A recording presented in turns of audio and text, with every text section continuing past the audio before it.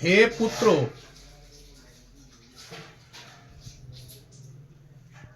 शरवा बाधा विनिर्मुक्तो धन धान सुतान विता मनुष्यो मत प्रसादेन भविष्यत न संशयः।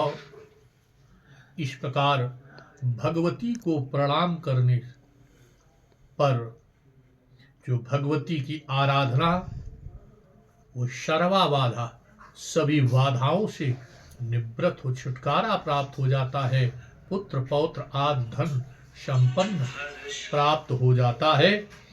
इस प्रकार महाराज जी, व्यास जी कहते हैं कि हे पुत्र, तुम सदा धर्म में ही अपनी बुद्धि लगाना, न्याय पूर्वक प्राप्त धन ही ग्रहण करना, कभी असत्य भाषण मत करना, निंदित मार्ग का अनुसरण मत करना, तुम्हें प्रतिदिन दान देते रहना चाहिए।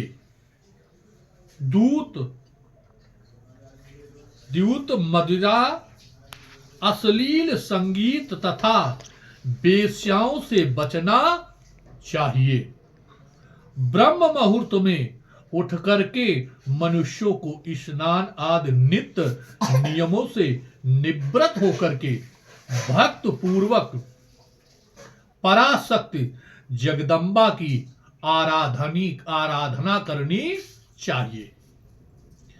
तुम वेदांत के पारगामी आदरणीय विद्वानों की विविध पूजा करके सुयोग पात्रों को गौ, भूम तथा स्वर्ण आदि का सदा दान करना।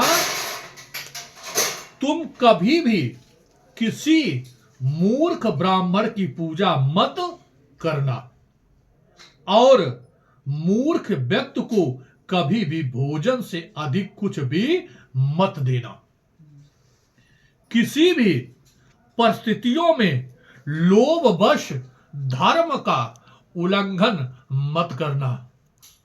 राजा को चाहिए कि वो धर्मशास्त्र के अनुसार दंडन नीति का पालन करे और न्याय से उपार्जित धन का निरंतर संग्रह करे। इस प्रकार पिता के समझाने पर राजकुमार त्रिशंकु सत्यव्रत ने कहा, मैं वैसा ही करूंगा। तत्पश्चात महाराज अरुण ने त्रिशंकु को राज पर विधि पूर्वक अभिषिक्त करके अपनी धर्म पत्नी के साथ वानप्रस्थ आश्रम को ग्रहण किया। राजा सत्यव्रत देवेश्वरी भगवती की उपासना में तत्पर रहते हुए राज पर सम्यक शासन करने लगे। त्रिशंकु के पुत्र हरिश्चंद्र हुए। कुछ समय बाद राजा त्रिशंकु ने अपने पुत्र हरिश्चंद्र को युवराज बना करके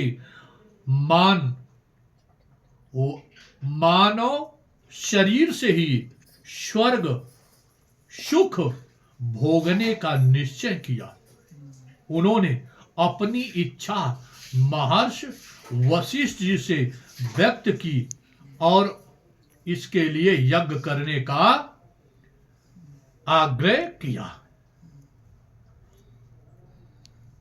आइए दो बार भगवान का नाम लेते हुए आगे की कथा कल। गोविंद हरे गोपाल हरे, जय जय प्रभु दीन दयाल हरे। गोविंद हरे गोपाल हरे, जय जय प्रभु दीन दयाल हरे। तुम दीन दयाल कहावत हो, तुम काहे हमें तरसा।